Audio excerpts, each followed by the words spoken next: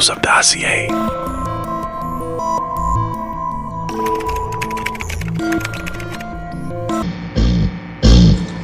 What's up guys and welcome to the Echoes of Dossier. Ayan. So this page is about the notorious serial killers globally, their cases, and the crimes that they have committed. Also the verdict or rulings na ipinataw sa kanila. So please like, follow, and share if you find this video interesting. Kung you think naman na hindi para sa yung video na to, just skip it. Okay, so before we start, gusto ko lang sabihin sa inyo na I bought a notebook. Ayan. So I called it the Black Book. Ayan. So bakit Black Book? Wala lang kasi color black siya. Hindi. Dito ko sinusulat yung mga crimes, yung mga cases na kung saan nakakot yung attention ko and yung interest ko. Kasi sobrang nahilig ako manood ng mga documentaries. As in. Especially kapag mga true to life na pangyayari. Grabe. Talaga namang kahit anong klase ata, kahit anong crime yun, kahit ano pa siya, may pagka-gore pa or alam mo yun, brutal and so on and so forth. Ewan ko. Kasi nga growing up, I wanted to be a lawyer eh. So I'm planning to go to a law school. Pero syempre, hindi kinaya ng time and ewan ko, basta hindi ko pa sure kung ano yung mangyayari sa mga susunod na taon. But for now, I am focusing sa pagtuturo pa and also sa career progression ko as a teacher. But ayun nga, isi-share ko sa inyo yung first case natin today. So, ano bang inaantay mo? Manood ka na dyan. Okay, so simulan na natin yung first crime natin for today. And this crime happened in Milwaukee, Wisconsin, sa US. Ayan. So, itong serial killer na to ay tinatawag din nila na the Milwaukee Cannibal or the Milwaukee Monster.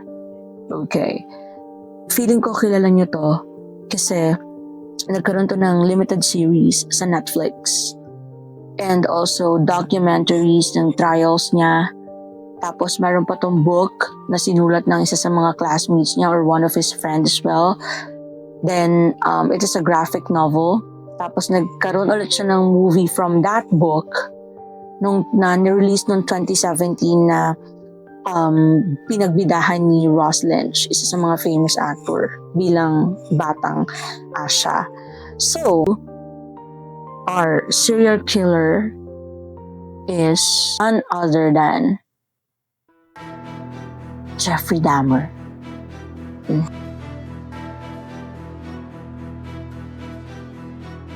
Sabi ko sa'yo, kilala mo eh. Ayan. So pag-usapan natin at hayaan nyo akong ikwento kung ano yung mga ginawa ni Dahmer. Kung hindi mo pa siya kilala, then tamang-tama itong video na to para sa'yo, para makilala mo kung ano ba ang pagkatao ni Dahmer and ano yung mga crimes na kinumit niya, paano niya ginagawa yung mga krimen na yon, bakit niya yun ginagawa. Okay. So, si Jeffrey Dahmer, aka the Milwaukee Cannibal or the Milwaukee Monster, ay ipinanganak noong May 21, 1960 sa Milwaukee, Wisconsin, US. And growing up, when he was 4 years old, nag-underwent siya ng surgery, and that surgery is actually to correct his double hernia. So, yung double hernia, hindi ko alam kung sa atin, sa Philippines, it is lus-lus. Hindi ko talaga alam. Kasi when I search about it, it is like parang ganun eh. Hindi ko lang magets talaga yung mga medical terms na ginagamit. Pero there is something down there sa part ng lalaki na kinokorek. So, I don't know. Ayun. Kayo na lang yung bahalang mag-search dyan. Trabaho nyo na yan. Charis. Okay. Going back. So, si Dahmer, ayun, between 4 to 6 years old, nagkaroon naman siya ng normal childhood. Yung mga ginagawa ng mga normal na kabataan or mga bata, naglalaro, nakikipag-socialize. Pero, after he underwent the surgery, tapos nagkaroon na siya ng baby brother, ayan, nawala na yung interest niya sa mga hobbies or mga dati niyang ginagawa. And according din to doon sa tatay niya, na nung in-interview sila, actually, siya at saka yung tatay niya, sa NBC News, sinabi nila yon na dahil nga feeling niya nila-left out siya, feeling niya hindi niya na nakukuha yung attention na kailangan niya is, ayun, nawalan siya ng interest sa mga bagay-bagay, especially sa mga ginagawa niya. Tapos, nung high school naman siya, outcast siya, pero naging famous siya. It's because of he is actually mocking one of his classmates na may cerebral palsy. And because of that, nagkaroon pa siya ng fans club na tinawag na the Dahmer Fans Club. Ang nagtayo nun is parang group of geek band. And from there, ayun na nga, nakapagsulat itong si author na one of his classmates ng My Friend Dahmer na kung saan ginawa pang movie noong 2017. So, growing up, si Dahmer ay nakulong sa isang sitwasyon na kung saan away ng away ang kanyang mga magulang. So, siguro, diskusyonan ng diskusyonan. And ngayon ko na-realize na oo nga no, ang laki pala na nagiging impact nun sa bata. Kasi si Jeffrey Dahmer, one of his interviews, ito yung naging salita niya. I lived in my own little fantasy world when things got too heated in the household. It was just my own little world where I had control. So, nakaka-create siya ng isang mundo na kung saan nagkakaroon siya ng control dito. Fantasy. Yung mga fantasy niya, nagagawa niya, ganon. And parang yun yung nagiging outlet niya para lumabas siya doon sa sitwasyon na kung saan araw-araw siguro nag-aaway yung mga magulang niya and hindi niya nakakayanan kaya nakaka-create na lang siya ng sarili niyang mundo. Ayan. So, dahil nga si Dahmer ay nawala ng interest sa mga bagay-bagay, naging outcast, meron siyang napagtuunan ng pansin, dalawang bagay. Okay. So, yung bago niya mga naging hobbies, yung una is examining the carcasses of the animals. Grabe, nagbibinata, pumipiyok, di ba? So, yun, examining the carcasses of the animals. When we say carcasses, it is actually the dead bodies of the animals.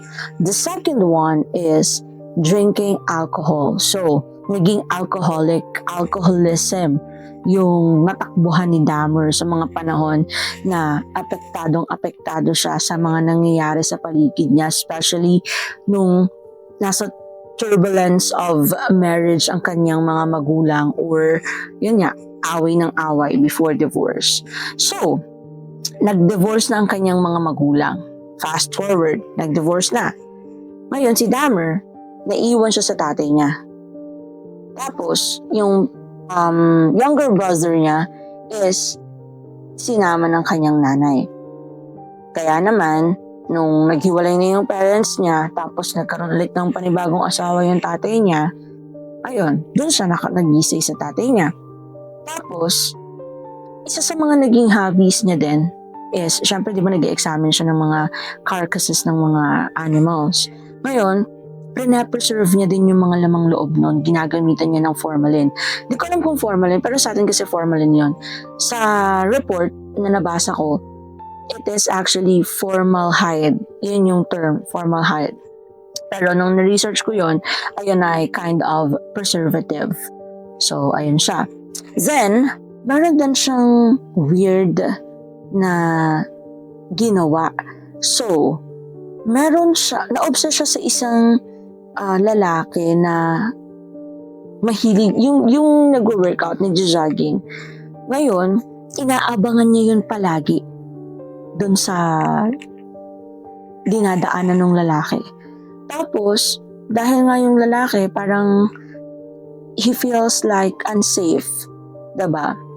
And something happened Kaya, yun, parang muntikan niya nang maging first victim itong si Guy.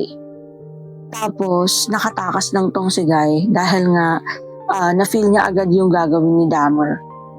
According dun sa nabasa ko rin So, ayun, hindi nagtagumpay si Dahmer. And he was just like 18 years old that time or 17 to 18 years old. Mga ganun yung age na nag-range.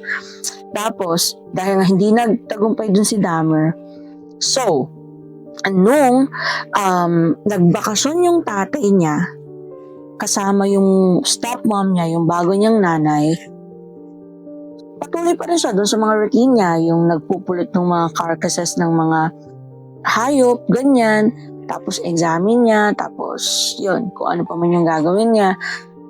Ngayon, ang unang victim niya ay isang hitchhiker. When we say hitchhiker, ito yung, mahilig kasi sila sa Amerika nun yung halimbawa, makikisakay ka, mag-hitchhike ka, yung mag-aabang ka ng sasakyan, tapos kung may pupuntahan ka, makikisabay ka, hitchhike ka, ganyan, may sign pa sila ng mga ganon, para makisakay, ganyan. So, dahil umalis nga yung parents ni Dahmer, o yung tatay niya, tsaka yung asawa nun, sinis niya na yung opportunity para gawin yung first crime. Ang pangalan ng unang victim ni Jeffrey Dahmer na isang hitchhiker ay walang iba kundi si Stephen Hicks. So si Stephen Hicks, pupunta siya sa concert. Tapos, dahil nga si Dahmer ay nag-iikot-ikot to check for dead bodies ng mga animals, nadaanan niya itong si Stephen Hicks at si Stephen Hicks naman nag-hitchhike sa kanya.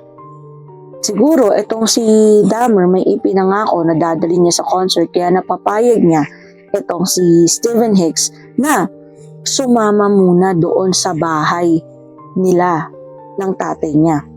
Feeling ko, hindi ko alam kasi hindi naman buo yung story pero feeling ko ganun, may pinangako niya na pupunta sa concert or baka naman sinabi niya na may dadaan or may kukunin siya sa bahay bago sila pumunta doon. So hindi ko alam. Basta yun. To make the story short, napapasama niya, napapayag niya tong si Hicks, si Stephen Hicks na sumama sa kanya. So nung sumama na sa kanya si Stephen Hicks, ayan, nag-inom muna sila nun ilang bottles ng beer, ganyan. Ganon din kasi yung nandun sa movie. Dahil itong si Stephen Hicks ay naiinip na at gusto na niyang pumunta dun sa concert, nagsabi siya kay Dahmer na aalis na siya.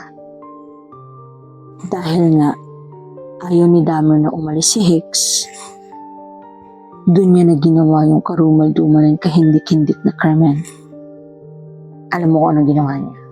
So, meron dong Dumbo na 10 pounds, according to sa report. Kinuha ni Dahmer yon, tapos ipinukpok niya sa likod ng ulo ni Stephen Hicks. Tapos, syempre, nawalan ng malay itong si Hicks. Nung nawalan ng malay si Hicks, trinit niya si Hicks as one of his subject for his newfound hobby, which is dissecting and examining the body. Di ba nga, carcasses lang ng mga animals yun. Ngayon, oh my God, this is actually a full flesh or, it is a fresh human body na So, ayun nga. Yun ang ginawa niya. Dinisect niya. Pinulverize niya. Pagkatapos nun, in-scattered niya yung remains ni Stephen Hicks sa backyard nila. Sa bakuran nila. Walang evidence, walang ebidensya. Tapos, nagpatuloy lang yung buhay ni Dahmer that time. So, nag-college na siya. Nung nag-college si Dahmer, na-drop out siya sa school. Tapos alam mo yun, parang grabe sobrang normal lang nung nangyari. Walang wala, naging missing person na lang si Stephen Hicks. Hindi na siya nakita. Ang huling balita is pupunta lang siya sa concert and then that was it. Hindi nila alam na pinatay na siya ni Dahmer. Kasi wala eh. As in, walang kahit na anong evidence or traces na kung saan napunta si Hicks. So, going back sa college life ni Dahmer, si Dahmer nung college na siya, is na-drop out siya. Dahil, tulad nga na sinabi ko, dalawa yung newfound hobbies niya, diba? Yung pangalawa is alcoholic siya, alcoholism. Nahilig siya sa kakainom ng alak. Yun yung reason kung bakit hindi na siya nakatapos ng college at bakit siya na-drop out sa school. At dahil doon, syempre, bilang isang magulang, ayaw mo na mapariwara yung anak mo. Ngayon, nagkaroon ng alternative. Itong tatay ni Dahmer. So, pinilit niya si Dahmer na pumasok sa army.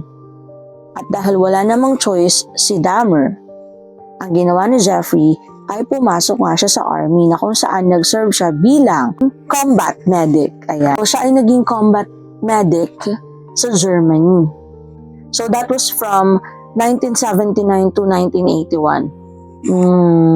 79, 80, 3 years. 3 years siyang nag-serve as a combat medic. Tapos, bumalik siya sa Ohio. It's because of kakainom niya ng alak, nagkakos na siya ng trouble. Nagkakos na siya ng problems. So, na-dismiss, na-discharge siya sa army.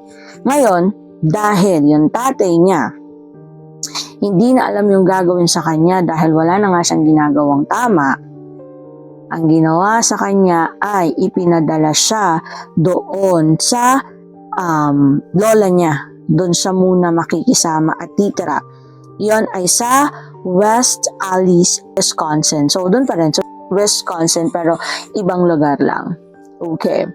Ngayon, noong 1985, ayan, so, yung unang krimen niya is 18 years old lang siya noon. So, that was years ago na, right? Kasi nag-serve na siya sa army ng 1979 to 1981. Tapos nung pinadala na siya sa lola niya, so nung 1985, nahilig siyang pumunta sa mga gay bath houses. Yeah. During that time is, doon na siya kumukuha ng mga victims niya. Una, ginagawa niya is dinadrag niya yung mga lalaki, yung mga customer doon. Tapos, kapag unconscious na sila, is re-rapin niya na. Isasagawa niya na yung maitim niyang balak. Pero hindi niya pa pinapatay. So, wala pa. Ano lang, idadragin niya lang, tapos i-rapin niya lang. And then that was it. Until he was arrested. Kasi nareklamo na siya, naban na siya sa mga gay bath houses. It's because paulit-ulit yung mga ginagawa niya. And kung bakit siya na-aresto, it wasn't rape.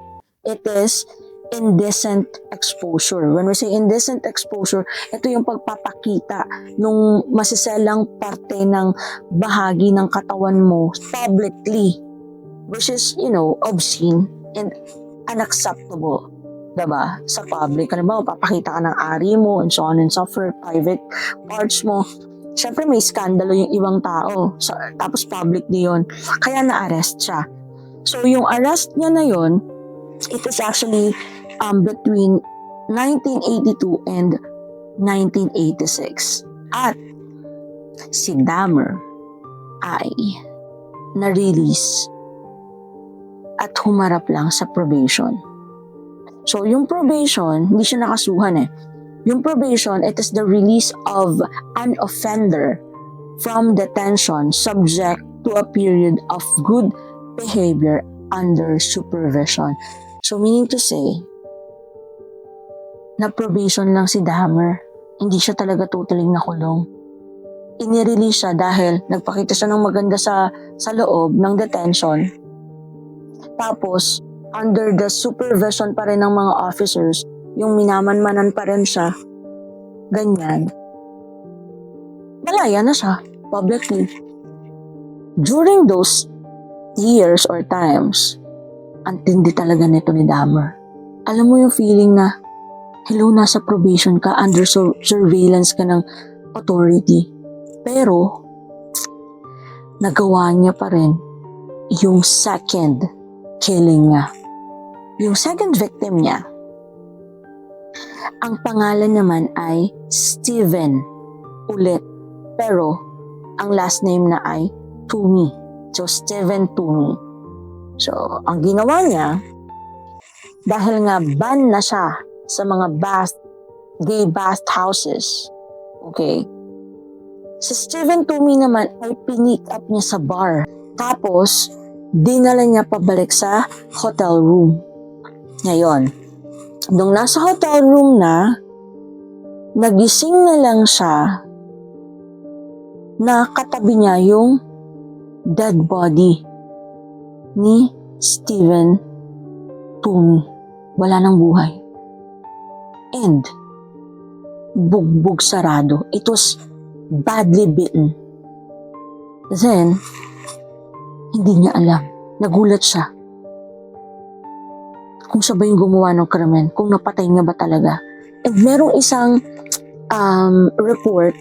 news report, tapos interview sa kanya na dinedenay niya na hindi niya daw talaga alam kung siya yung gumawa ng krimen na yun. Or nagawa niya ba yun. Kasi ini-imply niya na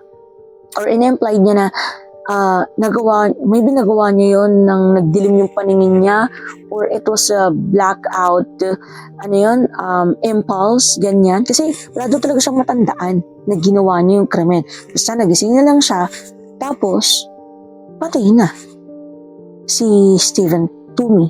So that was his second victim. After kay Toomey, may pinatay pa si Dahmer na 2 victim in 1988, isa noong 1989 at 4 noong 1990. So lahat ng yun ay puro lalaki. Wala siyang naging victim na babae, puro lalaki yung pinag-uusapan natin dito. So during the next 5 years ng kanyang probation or itong nangyayari, mostly pumapatay lang siya sa Milwaukee, Wisconsin, kung saan siya pinanganak. Ngayon, another 15 boys or men yung naging victim niya pa. May mga bata din. And mostly galing yon sa mga mahihirap na pamilya. Yung alam mo yung kung saan walang maghahanap kapag ka namatay, o di kaya naman walang hahanap sa'yo kung mawawala ka man, ganun. And also, aside from that, mga solicited prostitutes din yung kinukuha niya. Yung ina-offer talaga yung sarili nila para bayaran mo ko, ganun. Ganun yung mga nagiging victim ni Dahmer. Which is kahit na ganun yung kind or nature ng work, hindi pa rin yun makatao, inhumane pa rin yun. At wala kang karapatan na pumatay ng tao, di ba?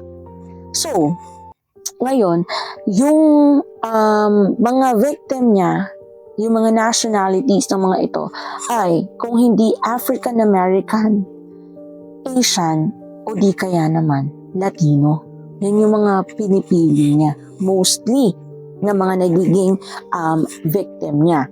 So, ayun nga, pinagpatuloy niya lang yun, kumuha ng mga mabibiktima niya sa mga bars. Kasi nga, bawal na siya sa mga gay bath houses, doon na nga siya na-aresto diba? Ngayon, ang ginagawa niya is, same lang, the drugs niya, re-rapin niya, tapos, yun na, sasakalin niya na, papatayin niya na. Tapos kung ano pa yung mga ibang ginagawa niya. Pero, meron na naman siyang naging hobbies sa mga bangkay or sa course naman ng mga nagiging biktima niya na ngayon. So here, according din dito sa nabasa ko na report, pero meron din na to dun sa series niya sa Netflix. So, dito, nakadetalye na kung ano yung mga disturbing acts na mga ginagawa niya sa mga nagiging victims niya. Una, isipin mo, patay na. Patay na yun eh, bangkay na yun. Kaya nga, yung mode of killings pala nito ni Dahmer is, hindi ko pala nasabi sa inyo yun, no? Dismemberment, necrophilia, and cannibalism. So, ayun yung pinaka-mostly na modes of killings niya. Itong mga bangkay na to na pinag-uusapan natin is patuloy niya pa rin tong ginagamit in a sexual manner. So, continuous pa rin yung paggawa niya ng kahalayan dito sa mga dead bodies na to. Kaya pala, isa sa mga niya talaga, way of killing niya or naging fantasy niya is necrophilia. Parang yung pakikipagtalik or paggamit dun sa mga bangkay na or dead bodies na. Okay, patuloy niya pa rin ginagawa yung mga ganong kahalayan. Diyos ko. Ay, hindi ko ma-imagine talaga. Grabe. Tapos, after that is, ito pa yung pinaka-weird. Pinipicturean niya yung mga victims niya. From buhay pa sila, to na-torture na sila, to pinatay niya na, to dinismember niya na or pinaghati-hati niya na yung mga katawan. Oh my God, Dahmer. Na parang as a normal person, alam mo yun, may process siya, tapos pinipicture niya yung every process as a remembrance. Hindi ako makakatulog nun. Nasaan yung konsensya niya, di ba? Parang makita mo pa nga lang yung ilang pictures, oh my God. Pero hindi pa yon. Kung feeling mo ay yung pinaka-disturbing part, nagkakamali ka dyan. Pagkatapos nun, pinapreserve niya yung mga skull, bungo, okay? Bungo ng mga victims niya. At saka, Diyos ko, gumawa siya ng museum niya. Kasi di ba sabi ko nga sa inyo kanina, mahilig siya mag-preserve ng mga lamang loob ng mga carcasses ng mga animals. Ngayon, ginawa niya rin sa mga victims niya, yung mga genitals, yung mga private parts ng mga biktima niya. Preserve niya yun, tapos gumawa siya ng museum sa apartment niya. Oh my God, diba? Nakakaloka, Diyos ko. At meron pa dito sa report na sinabi na nare-retain niya din yung ibang parts for consumptions. Consumptions? Kaya pala cannibalism. Kasi diba consumptions? You're eating it. Oh my God. Shucks, Dahmer. Nakakaloka ka talaga. So, tutuloy pa ba natin? Bago tayo dumako sa pag-aresto kay Dahmer, mayroon naging isang reason si Dahmer kung bakit niya ginagawa yung mga bagay niya, especially bakit niya kinakain yung mga victim niya. So, na-preserve niya yung mga bodies ng kanyang mga nabiktima, and nag-meet niya din sa MSNBC interview niya na kung saan kapag katapos niyang patayin yung mga nagiging victims niya, nafe-feel niya na nagiging permanent part na sila ng pagkatao ni Dahmer. Oh my God. He is actually a certified psychopath. Tama ba ako? Oo. Diyos ko, para pumatay ka tapos magiging parte ng pagkatao mo. Ha? Paano? Ay, hindi ko talaga magets, Dahmer, mga pinagagawa mo sa buhay. Dako na tayo sa pagka-aresto kay Dahmer. Paano nga ba na-aresto si Jeffrey Dahmer? Ayan, so, naaresto nga na naman itong si Dahmer sa pangalawang pagkakataon at ito ay nangyari sa pinagtatrabahuhan niya sa Ambrosia Chocolate Factory kasi may drinag siya at sexually abused na isang 13 years old na batang lalaki. Imagine, 'di ba? hindi pa rin siya tumitigil. So, ngayon, ang naging sentence niya dito ay 5 years of probation and 5 years probation, 1 year at a work camp. So, yung release camp. Tapos, i-registered pa siya as a sex offender. So, magkakaroon na siya ng record ngayon. Now, 2 months before matapos yung probation period niya or serving time niya dun sa work camp, na-release siya. Dahil na siguro maganda yung mga pinapakita niya. So, ngayon, 8 months lang yung na-serve niya dun. Kasi, yung 2 months is binigyan siya ng pagkakataon na ma-release na. Tapos lumipat na siya ngayon sa isang apartment sa Milwaukee noong May of 1990.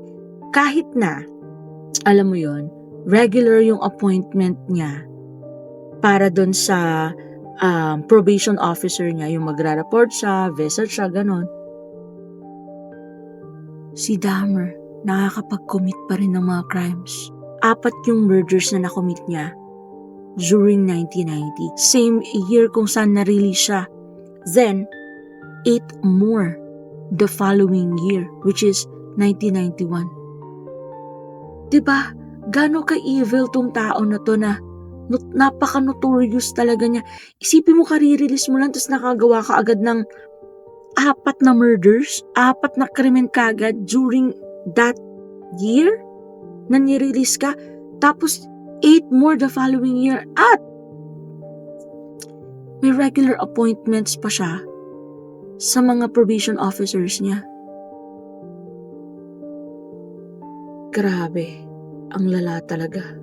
Ito na yung pinaka-major arrest ni Dahmer. So, yung major arrest ni Dahmer is actually nangyari noong July 22nd, 1991. And, hindi pa sana to Dapat may major arrest pa siya kung naniwala lang yung mga pulis at binuklat lang yung record ni Dahmer. Kasi, so, syempre nakalipat na siya sa apartment niya, di ba? Meron siyang naging victim na kung saan nakatakas. Nung nakatakas si victim, kasi drinag niya rin yon, tapos bata pa yon, tapos etong bata na to ay kumbaga parang nagising, siya bumibili siya nun ng beer ba or basta may binibili siyang something nung umalis siya sa apartment niya. So nagising tong bata, hilong-hilo, lumabas ng apartment, tapos nakababa hanggang sa pinakababa, nakalabas, and dinadaanan siya ng mga polis. Tapos nagsumbong siya even dun sa mga tao na nandun sa labas, pero hindi nakikialam yung mga tao. Tapos nadaanan siya ng polis ngayon. Tapos naabutan sila ni Jeffrey Dahmer. Oh my God. Kasi parang, Diyos ko, kung naniwala lang itong mga pulis talaga. Ngayon, niyakap kagad ni Dahmer yung victim niya na yun. Tapos, napaniwala niya yung mga pulis at sinabi niya sa mga pulis na boyfriend niya daw yun. Intoxicated lang, sobrang lasing na lasing, kaya kung ano ng mga pinagsasabi. Kasi halata nga dun sa victim niya na hindi makapagsalita ng maayos, parang lasing, tapos super drug pa, talagang pinaniwalaan naman ngayon ng mga pulis. At sinabi na, ayun nga, alagaan pa daw ni Dahmer. So, kung yung mga pulis lang na yun is chinek yung record ni Dahmer at naniwala dun sa humingi ng tulong, hindi sana yun magiging or maa-add sa biktima ni Dahmer. That was very, ewan ko, nakakaloka. Going back sa major arrest niya noong July 22nd, 1991, meron siyang isang biktima na na-pick up niya sa bar na nagngangalang Tracy Edwards na kung saan nakatakas. So, grabe, pumipiyak talaga ang person, nagbibinata talaga ang person. Ngayon, si Tracy Edwards ay 32 years old. Okay, nakatakas siya, tapos na-pick up siya ng Milwaukee police officers, yung mga rurubing ba, yung mga nag-iikot-ikot ng mga police, ganyan. Then, sinabi niya, kasi it's about a block away lang from Dahmer's apartment. Yun lang yung distance kung saan siya nakuha ng mga police. Nakalaban siya kasi kay Dahmer. Tapos yung isang kamay niya, yun na lang yung may posas. Sinabi ni Tracy Edwards na there's a weird dude over there na drugs siya, tapos kinulong siya, and threatened siya, tinakot siya with a knife ng kutsilyo. So yung mga police naman, sinamahan itong si Tracy Edwards na pumunta doon sa apartment na sinasabi niya. Pagdating doon sa apartment ni Dahmer, itong si Edwards, sinabihan niya yung mga police na winarningan niya na yung kutsilyo na ginamit na pang threatened sa kanya ay nandun sa kwarto. Kaya naman, sinabi ng mga police kay Dahmer kung pwede silang pumasok at para lang mapatunayan kung totoo nga yung sinasabi at sumbong nitong Edwards. Kasi nga, 'di ba? Syempre, inaakusahan mo yung isang tao. Kailangan yung mga police mag-i-investigate sila. Though, pinapasok naman sila ni Dahmer. Tapos, ngayon, tahimik lang yung mga police habang ginagawa yun yung officers. Si Dahmer naman, medyo kinakabahan na siya. Malinis kasi yung yung apartment sa sala. Pero yung mga ibang staff niya na ginagamit niya sa mga victims niya ay nandun sa loob ng kwarto, sa kitchen. So ngayon, syempre, upfront, kapag nakita mo yung scene sa sala, hindi ka maghihinala kasi nga, okay, wala kang ginagawa. Pero naglakad pa yung mga police at doon na, kasi sinabi ni Edwards na nandun daw sa may kwarto. So doon na nila na-discover na at tumambad sa kanila yung mga evidences, shocking evidences na kung saan nagtulak sa kanila para arestuhin na to, magkaroon ng reason para arestuhin to si Dahmer. Ano ba yung mga nakita ng mga pulis na yon? It is actually a Polaroid of dead bodies and dismemberment limbs. So meaning to say, mga photographs, mga pictures ng mga parte ng katawan na tao na dinismember, chinap, ganyan, and also mga patay doon sa nakatambad lang doon sa table. And I have a picture of that. I'm gonna show it to you. Tapos, also, aside from that, syempre, nagkaroon na ng further investigation kasi nga, na-arrest na to si Dahmer, nagkaroon na ng reason. So, doon sa further investigation nila, yun na yung nag-lead sa mga officers para, Diyos ko, malaman nila yung history nung pagpatay ni Dahmer. Simula dun sa una niyang naging victim na si Stephen Hicks, sa pangalawa na si Stephen Toomey, up until dito sa 15 men or boys na kung saan naging victim niya. And dun din nila na-discover yung museum ni Dahmer. Meron din siyang altar dun sa closet niya. Yung totoong skull talaga ng tao, ng victim niya na may kandila nandoon. Tapos meron siyang altar doon na ginawa. And also, nakakita rin sila ng pugot na ulo doon sa refrigerator niya. Tapos may puso din doon. And yung museum ng mga genitalia or genitals nung mga victims niya is nakita din nila yung jar. And 11 skulls yung nakita dun sa 11 na bungo yung nakita dun sa apartment niya. Yun yung total. Tapos 3 heads, fresh head dun sa severed head dun sa refrigerator niya. Oh my God, so morbid. Napaka-horrific, right?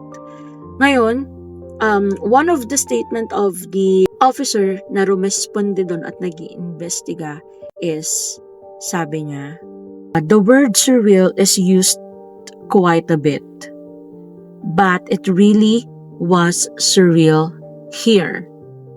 When I look into the refrigerator, it was a clean and empty refrigerator except for an open box of Arm and Hammer soda in the back, and this box in the middle containing this freshly severed, bloodless human head.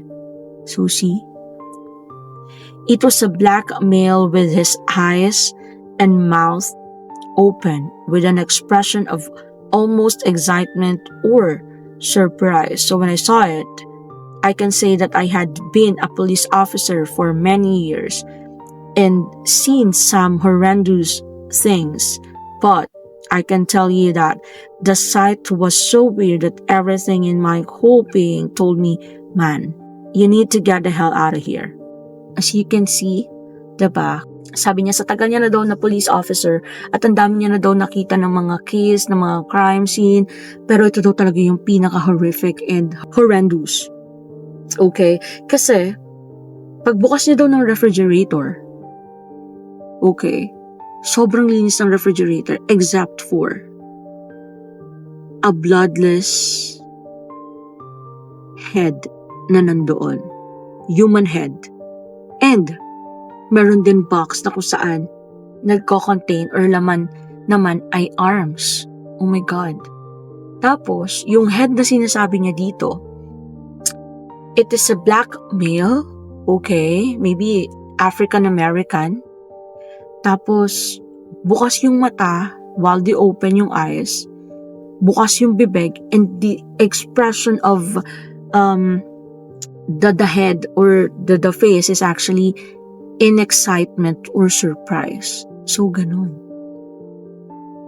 Oh my God. Tapos ang sabi niya pa is, sa tagal niya ng police officer, nung nakita niya yung mga bagay na yun, and yung iba pa na nandoon, yung mga genitalia na nasa jar, yung mga private parts na preserve niya, yung mga photograph nung mga patay na naging victim ni Dahmer, and also yung mga chop na mga parte ng katawan. Ang sabi niya sa sarili niya, oh my God, man, you need to get the hell out of here.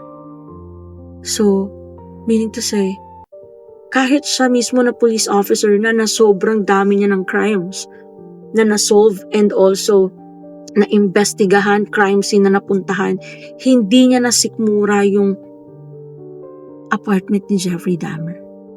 Imagine. Grabe.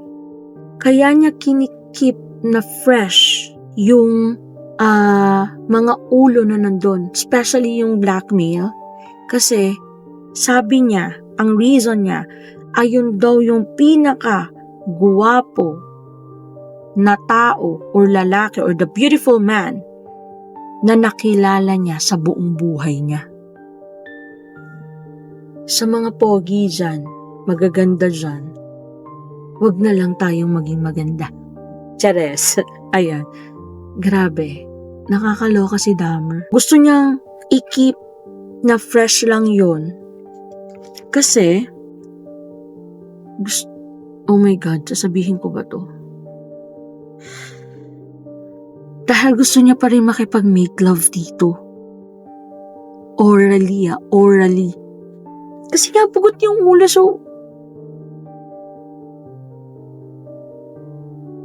The hell, Dahmer?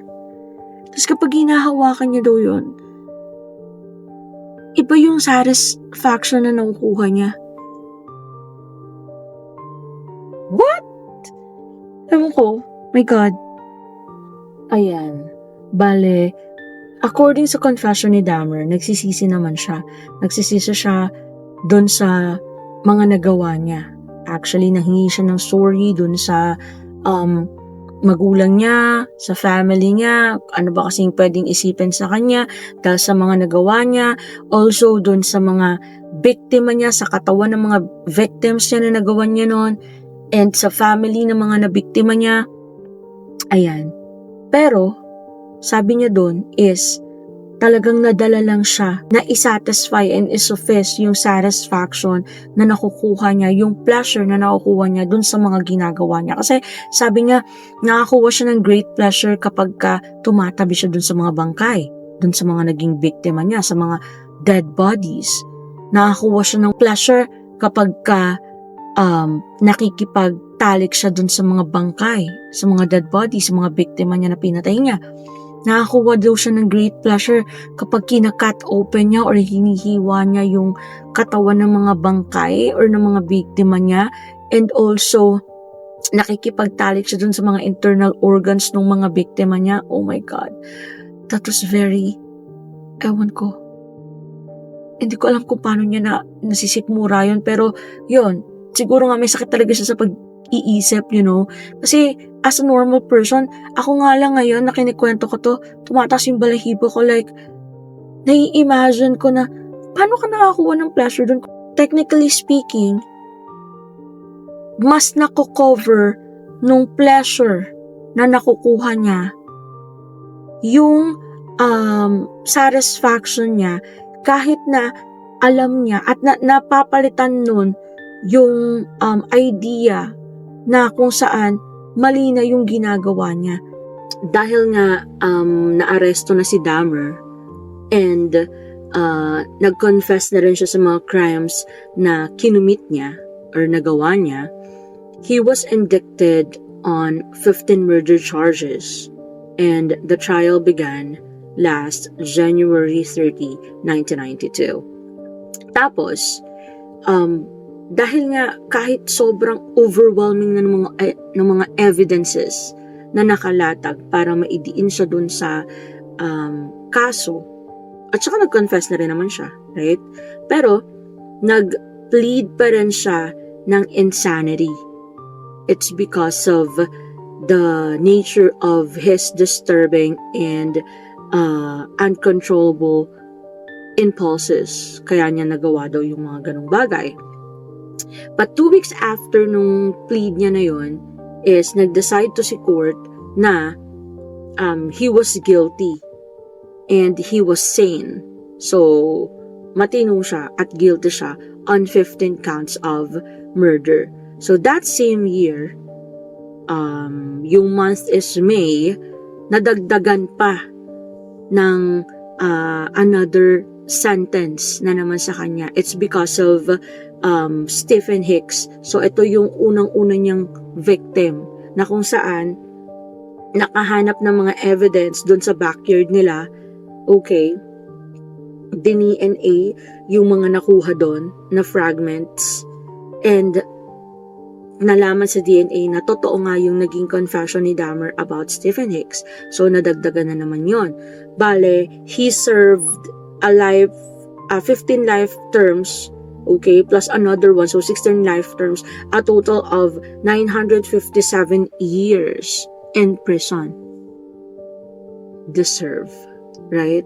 So, hindi na siya makakalabas, doon na siya habang buhay. Pero, sabi nga nila, during his serving time doon sa Columbia Correctional Institution, ayan, si Dahmer daw ay sobrang nagsisisi. He even wished for his own death. Kumbaga parang hindi niya masikmura yung mga ginawa niya. Tapos nagbabasa din daw siya ng Bible. Tapos he declared himself as a born-again Christian. Pero, nung November 28, 1994, ayan, habang naglilinis sila ng shower room sa kanila, dun sa correctional, okay, binugbog siya ng isa sa mga kasamahan niya na inmate. And nadala pa siya sa hospital, pero dead on arrival siya actually. Kasi on the way pa lang papunta sa hospital is parang wala na atang buhay si Dahmer dahil sa severe head trauma. So binugbog siya. Ngayon, ano yung naging reason? Dalawa yung pag-atake. Yung unang atake sa kanya, parang hiniwaan siya sa leeg. Pero nabuhay siya. Tapos yung second, eto na, talagang minake sure na ng inmate niya na mamamatay siya. Bakit? Ang bumugbog sa kanya at pumatay sa kanya is actually si Christopher Scarver. So, fellow inmate niya yon na binugbog siya dahil sa creepy sense of humor niya. And ang sabi nila kung bakit nagawa yun ni Scarver, it's because of yung mga pagkain daw doon sa prison, doon sa sa kulungan nila, is kino-convert daw ni Dahmer as fake limbs. Parte ng katawan ng tao, ganyan. Tapos, yung ketchup, ginagawa niyang blood. Tapos, ang gagawin niya, iiwanan niya yung mga fake limbs na yon doon sa kung saan-saan para pagtripan yung mga other niyang inmates and also yung mga staff ng correctional. And may one time pa nga daw na sinabihan niya yung isang officer na I bite, nangangain ako or nangangagat ako. Tapos syempre matatakot yung officer kasi nga karumal-dumal yung naging case niya, 'di ba? Tapos yun, tuwan-tuwa naman daw si Dahmer. So, parang paano ka nagsisisi? And you even declared yourself as a born-again Christian. Tapos, the hell? Kaya ang sabi ni Scarver, ito yung quoted line niya. He crossed the line with some people, prisoners, prison staff. Some people who are in prison are repentant, but he was not one of them. So sabi niya yon nung in-interview siya sa New York Post about him killing Dahmer. So sinabi niya na yung ibang nandun sa prison nagsisisi na. Tapos papagtripan niya lang. Parang hindi daw si Dahmer nabibilang dun sa mga tao na yon. Kasi nag-cross na siya ng line eh. Kumbaga parang even yung mga prisoners, also the staffs are actually hindi niya na nire-respeto. So, ayun. Kaya, yun yung nangyari sa kanya. And, here, actually, he died, ayan, on November 28, 1994, at the age of 34. So, ang bata niya pang namatay. That's it for our Jeffrey Dahmer's story or case, or the Milwaukee Cannibal or the Milwaukee Monster. But, I have a question. Sa tingin niyo ba, yung 957 years na verdict kay Jeffrey Dahmer is enough para mapagbayaran lahat ng karumal-dumal at kahindik-hindik na krimen na nagawa niya para dun sa mga families na kinuhaan niya ng mahal sa buhay? And aside from that, nagtatanong din ako if sa Jeffrey Dahmer ba, sa tingin nyo, enough ba yung pagkamatay niya sa age na 34? You know, para makover nun lahat ng crimes na ginawa niya. I mean, nung pinatay siya, nung binugbog siya, is it enough? Also, sa tingin nyo, victim din ba si Jeffrey Dahmer?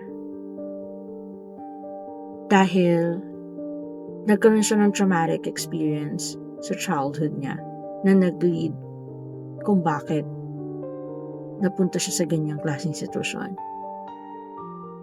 So, kayo na yung humusga, and just leave your comments below.